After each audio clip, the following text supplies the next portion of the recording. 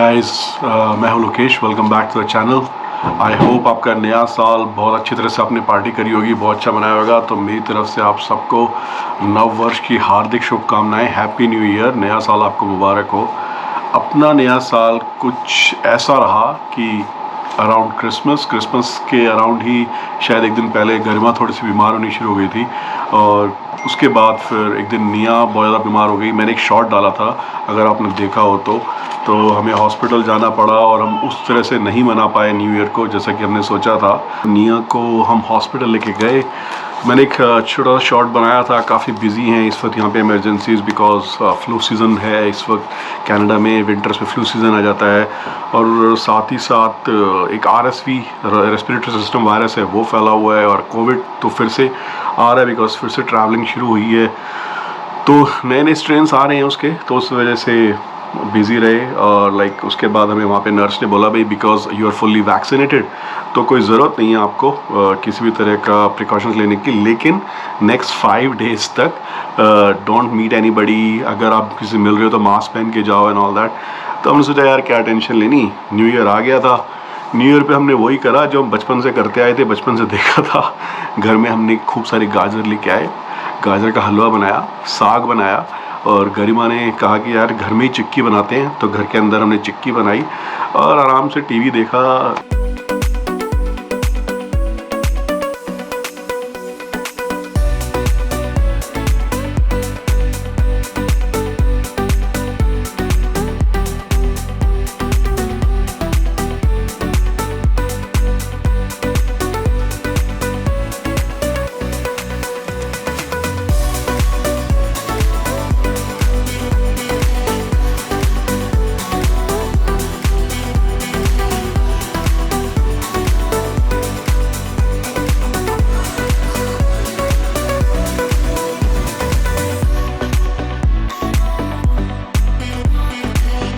जब छोटे बच्चे होते थे कि एक प्रोग्राम होता था, गरिमा क्या नाम था प्रोग्राम का? वो जो प्रोग्राम होता था टीवी पे, धमाका क्या नाम था? धमाका था उसका, नए साल पे जो इंडिया में आता था। हाँ, ऐसे ही कुछ था, धमाका समथिंग ऐसे ही आता था। कुछ और होता था, धमाका नहीं था, कुछ और नाम था। अगर वो नाम आपको याद आ रहा है, इस वक्त नहीं क्यों नहीं याद आ रहा, तो वो प्लीज़ कमेंट्स में डालना। तो जब आपने किसी भी कंट्री का नोट देखा होगा तो वो आपने यूजुअली ऐसा हॉरिजॉन्टल, मैं आपको थोड़े कैनेडियन नोट्स दिखाता हूँ। ये $5 का नोट है, इस पे कनाडा के प्राइम मिनिस्टर की फ़ोटो बनी हुई है। और ये एक $20 का नोट है, इस पे क्वीन की, अब तो खैर किंग चार्ल्स हो गए हैं। तो क्योंकि कनाडा एक मोनार्कियल डेमोक्रेसी है, यहाँ का हेड ऑफ द स्टेट, जैसे इंडिया एक रिपब्लिक है तो रिपब्लिक में प्रेसिडेंट हेड होता है यूजुअली, पर यहाँ पे जो हेड है वो हेड इंग्लैंड का मोनार्क है। लेकिन ये नोट देखो आप, ये शायद अगर आपको पता हो तो please write in the comment. ये शायद अकेला ऐसा नोट है जो कि वर्टिकल है, और इस पे किसी क्वीन का, किसी प्राइम मिनिस्टर का पिक्चर नहीं है। इनका नाम है वोयला डेजमंड, और ना तो ये कभी किसी पॉलिटिकल ऑफिस इनका रहा, ना कोई पब्लिक सर्वेंट थी, नहीं आई मीन पब्लिक, ये वुमेंस राइट एक्टिविस्ट थी, और साथ में ह्यूमन राइट एक्टिविस्ट। इन्होंने ब्लैक, तो हुआ क्या था भाई कि ये बिजनेस वुमेन थी, और नोवा स्कोशिया में 1946 में 1946 I think I am right, 1946 में उस समय यहाँ पे कनाडा में सेग्रीगेशन की लॉज थी। तो इन्होंने इनको बोला गया कि भाई आप वाइट्स ओनली सेक्शन से उठ जाओ, पर उन्होंने बोला नहीं, मैंने जो टिकट लिया है मैं यहाँ से नहीं उठूँगी। बाद में इनको जेल भी हुई, और मैनी ईयर्स लेटर आज की डेट में, because she stood up for something that she believed in, तो इनकी पिक्चर है आज की डेट में नोट में। ये आपको लग रहा हो मैं ये सब क्यों बता रहा हूँ? हाँ, एक टॉपिक है जिस पे मैं हमेशा से व्लॉग बनाना चाहता था। रिसेंटली आपने मेरा एक छोटा सा शॉर्ट मैंने और गरिमा ने मिलकर बनाया था, जो कि इंग्लिश वर्ड्स के बारे में था, जो कि डिफरेंसेस हैं कनाडा और इंडिया में। तो जो व्लॉग, जो हमने शॉर्ट बनाया था कि भाई इंडिया और कनाडा के में इंग्लिश वर्ड्स में क्या डिफरेंसेस हैं उसको लेके, वो एक फन व्लॉग था। लेकिन एक सीरियस या फ़नी या इरिटेटिंग चीज़ बोलो, अब तो खैर वो इरिटेटिंग भी नहीं रही। उस चीज़ को लेके मैं हमेशा कुछ कहीं पे कुछ डालने जाता था, तो मैंने सोचा अभी चैनल है यहीं पे डाल देते हैं। तो आई मीन जैसे कि उस शॉर्ट में था बहुत सारे ऐसे वर्ड्स हैं, उसके जो उस व्लॉग में नहीं थे उसके अलावा भी बहुत सारे वर्ड्स हैं, जैसे कि इंडिया में हम लोग बोलते हैं, क्या बोलते हैं, ब्रिंजल, और यहाँ पे बोलते हैं एग प्लांट। हम शॉपिंग करते हैं तो बोलते हैं ट्रॉली, पर यहाँ पे जब हम शॉपिंग के लिए तो शॉपिंग कार्ट। में लाइक एयरपोर्ट पे उतरने के बाद ही आप धीरे धीरे सुनोगे बहुत सारे नाम चेंज आते हैं, जैसे कि लाइक कार के ट्रंक को बोल देते हैं, कार को यहाँ पे ट्रंक के पीछे पार्ट को यहाँ पे क्या बोलते हैं, ट्रंक। और इंडिया में बोलते हैं, क्या बोलते हैं इंडिया में? अरे तेरे को पता है बेटा, कमाल है, देखो बच्चा सीख रहा है, ऐसी बात नहीं है। अगर आपने शॉर्ट देखी हो तो आपने भी सीख लिया होगा कि भाई ऐसे बोलते हैं। और जो फ्रंट में जो बोनट होता है उसको यहाँ पे क्या बोलते हैं? अरे वाह, बच्चा समझदार है अपना। तो ये और बहुत सारे ऐसे सटल डिफरेंसेस हैं जो कि आप उतरते ही नोटिस करना शुरू करते हो धीरे धीरे। बहुत सारे प्रोनाउंसिएशंस हैं, जैसे कि इंडिया में बोलते हो आप एल्यूमिनियम, यहाँ पे बोलते हैं एल्यूमिनम। तो पर लेकिन यार पता है क्या है, अगर प्रोनाउंसिएशन और इन सब चीज़ों को देखोगे आप तो सिर्फ इंडिया और कनाडा में डिफरेंस नहीं है। अगर यहाँ पे दुनिया में बहुत सारी कंट्री से लोग आते हैं, साउथ अफ्रीका, जहाँ पे इंग्लिश स्पीकिंग लोग हैं उसके अलावा ऐसी जगहों से आते हैं जहाँ पे इंग्लिश स्पीकिंग लोग बिल्कुल नहीं है, जैसे कि ईस्टर्न यूरोप, और उनका अपना एक एक्सेंट होता है। और कई बार लोग एक्सेंट को लेके भी मजाक बनाते हैं लोग दूसरों का, हम लोग खुद बनाते हैं अपने दूसरे इंडियंस का कि भाई यार कैसे बोल रहा है ये, है ना। लेकिन यार अगर किसी का एक्सेंट है उसका सिर्फ एक मतलब है कि उसको एक और लैंग्वेज बोलनी आती है। पर मेरा जो टॉपिक है वो ये भी नहीं है, एक्सेंट भी नहीं है। मैं एक पर्टिकुलर वर्ड के ऊपर ये व्लॉग मैंने बनाना चाहा है और मैं अब उस वर्ड पे आने वाला हूँ।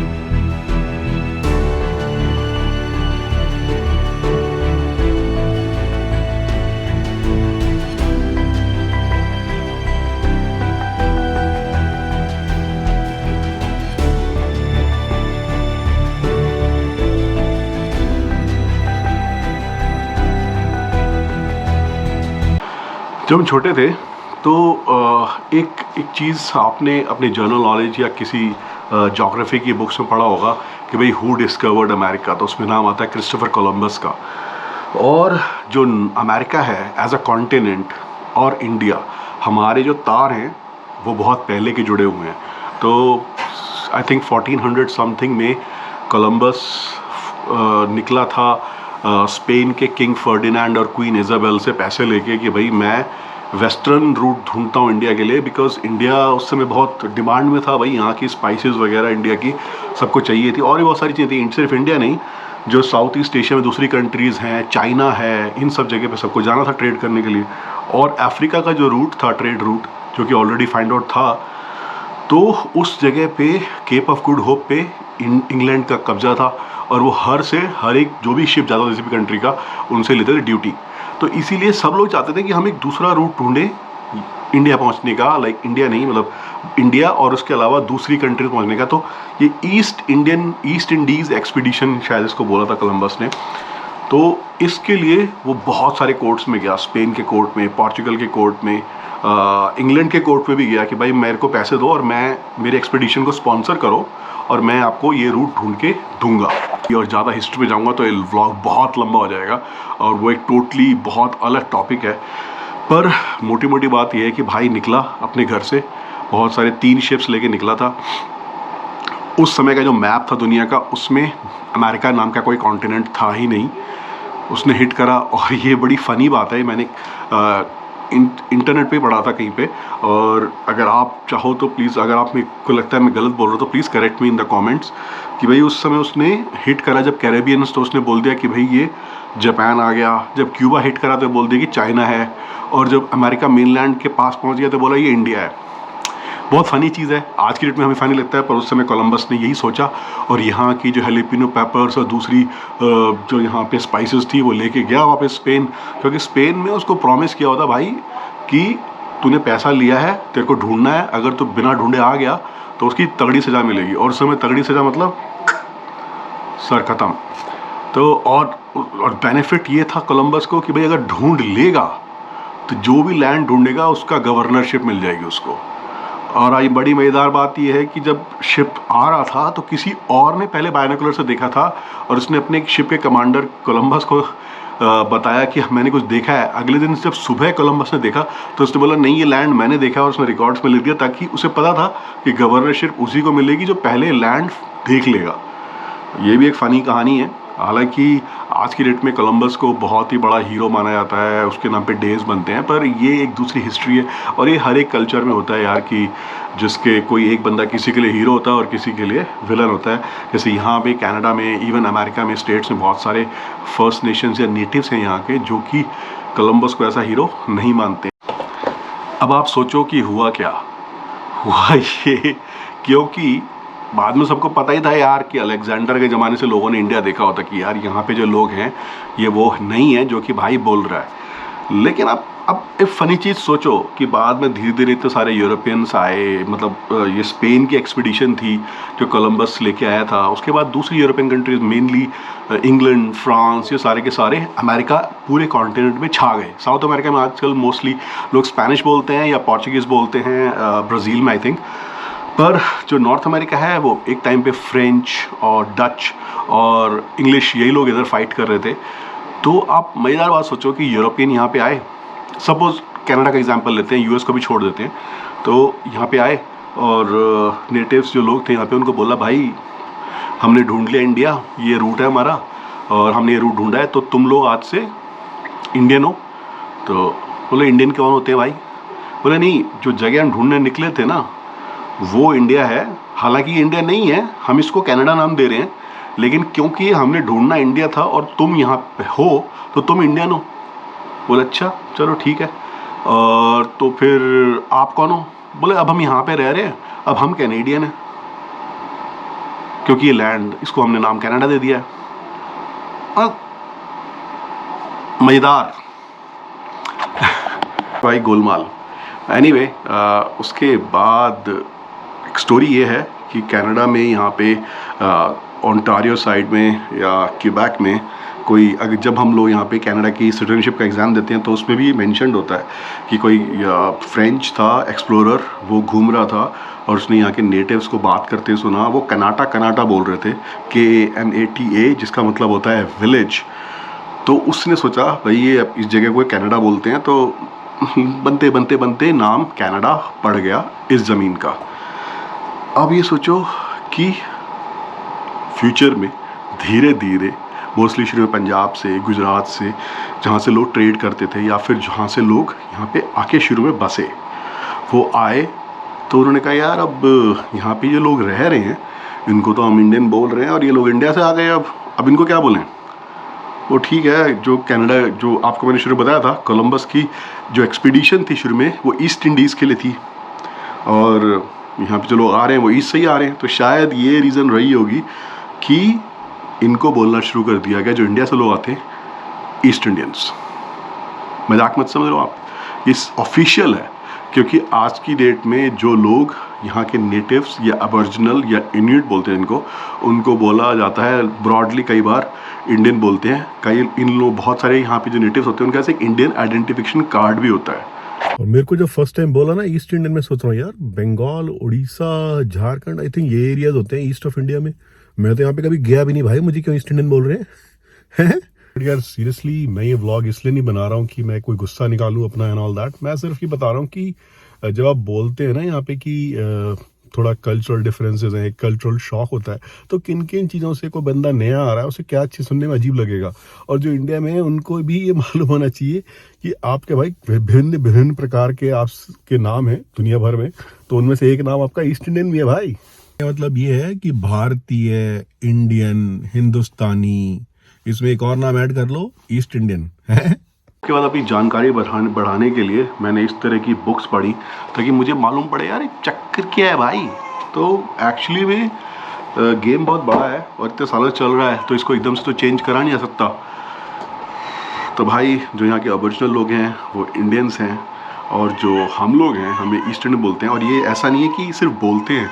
रिसेंटली जब गरिमा को हम लोग हॉस्पिटल लेके गए थे, जब लाइक निया क्या होने से पहले जब हमने अपने एक्सरेज वगैरह आए थे, तो यहाँ के अल्बर्टा के जब नर्स ने ये पूछा कि भाई how do you identify your self ethnically, तो हमने बोला इंडियन।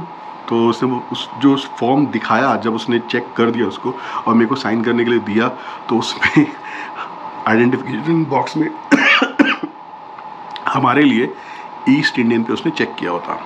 और ऐसे ही लाइक बहुत सारी हमारी बिजनेस कम्युनिटी है जो कि यहाँ पे ग्रॉसरी स्टोर्स खोलते हैं, रेस्टोरेंट्स खोलते हैं, वहाँ पे भी आपको बड़ा कॉमनली मिल जाएगा लिखा हुआ भाई ईस्ट इंडियन कुजीन या east Indian grocery. I mean यार, अब बिजनेसमैन आदमी को आप क्या बोल सकते हो, जिनको बिज़नेस करना है वो तो बोलेंगे यार ठीक है जो चल रहा है चलने दो, और हमें तो बिज़नेस करने से मतलब है, and I don't blame them.